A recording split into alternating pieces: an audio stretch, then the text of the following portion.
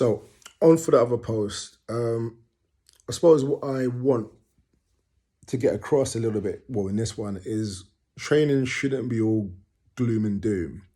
The reason why I say that is, well, I suppose a conversation I was having with one of my clients is, and she asked me, when did I start loving strength training?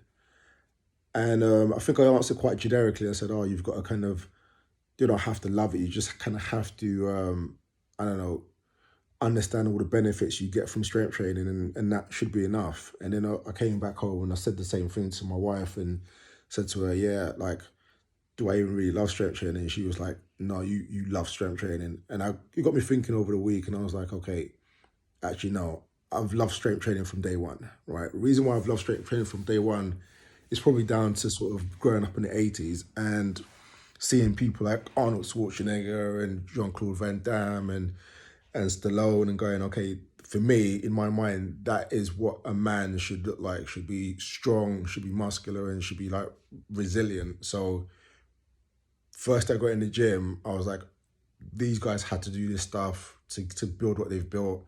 And training is a manly thing to do. For me, it's exciting. The idea, the potential of what I could build is very exciting. So I had this conversation with a few of my clients today, and it's just literally the idea of, you've got to get excited by the potential, right? You've got to get excited by the potential of what you could build and what could actually happen next from all this hard work you put in.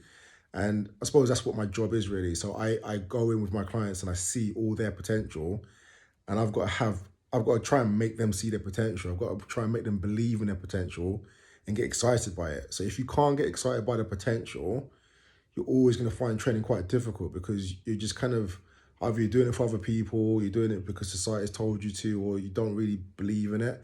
But if you see your potential and you're excited by it, you're more likely to, again, dig a little bit deeper. And this is what it comes down to: is what do you need to do? What do you need to say to yourself? What do you need to kind of have in mind to make yourself dig a little bit deeper? Because that's what the body responds to. You have to dig deep.